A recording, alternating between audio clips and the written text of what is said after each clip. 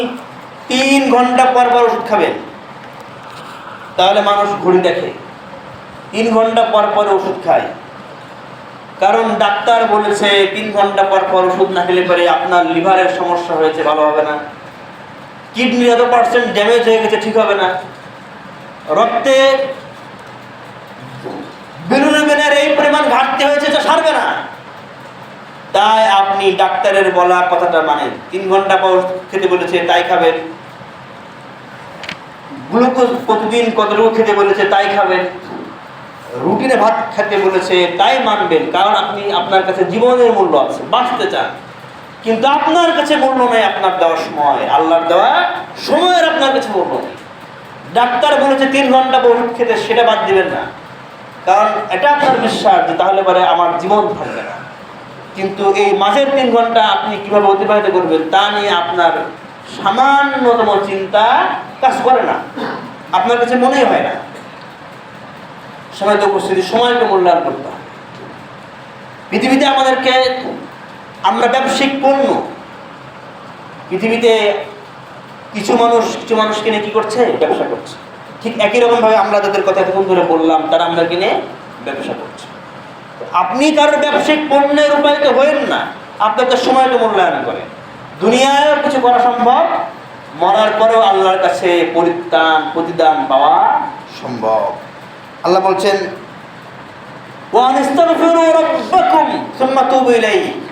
মানুষের কর্তব্য হচ্ছে সে আল্লাহর কাছে ক্ষমা চাইবে, আল্লাহর দিকে সে ফিরে আসবে।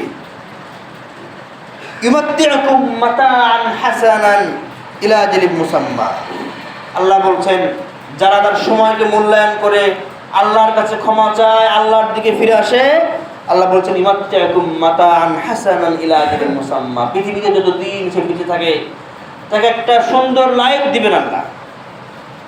যতদিন বেঁচে থাকে সুস্থভাবে বেঁচে থাকার তৌফিক দান করবেন। আজ আমাদের ছেলে মেয়েরা অপদার্থ হয়ে উঠছে, কারণ সময়ের মূল্যায়ন তারা করতে ব্যর্থ হচ্ছে, আমরা তাদেরকে সে শিখাতে ব্যর্থ হচ্ছে। লেখাপড়া শেষ করছে, কিন্তু লেখাপড়ার আদৌ করে নাই, আজও 5টা ইংরেজি বলতে পারে না, আজ একটা বাংলা দরখাস্ত দিতে পারে না, আজ একটা সাহায্য অঙ্ক দিতে পারে না, অনার্স শেষ করে ফেলেছে, একটা 7 ছেলেকে পড়াতে বললে পারে সে ভয় পালায়। কারণ সে সময়ের যথার্থ ব্যবহার করছে না। এই মিডিয়ার বদলে, এই সময় অপচয় করার মাধ্যমগুলির বদলতে, এই যে বিলিয়ন ট্রিলিয়ন ইন্ডাস্ট্রি, ফেসবুক, ইউটিউবের, তাদের বিনা পারিশ্রমিকে শ্রমিক হিসেবে কাজ করার বদলতে তাই সেইগুলি আর পারছে না। ঠিক একইরকম ভাবে আমরা মাঠেও ঘাটাই না, ফলশ্রুতিতে একটা অপদার্থ সন্তান আমাদের ঘরে ঘরে বেড়ে উঠছে। সময়কে মূল্য দিতে হবে।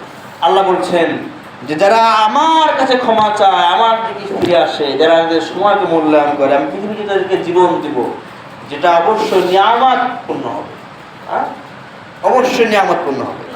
আল্লাহ বলছেন,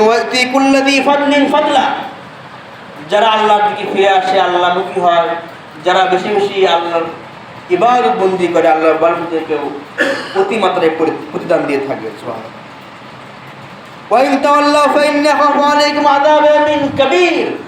আল্লাহ বলছেন, আর যদি তোমরা পিঠ ফিরিয়ে নাও, আর যদি তোমরা আমার কথা না মানো, আল্লাহ বলছেন, তাহলে পরে আখাফু আলাইকুম আযাব ইয়াউমিন কাবীর, তোমাদের জন্য ভয়াবহ শাস্তি অপেক্ষমান।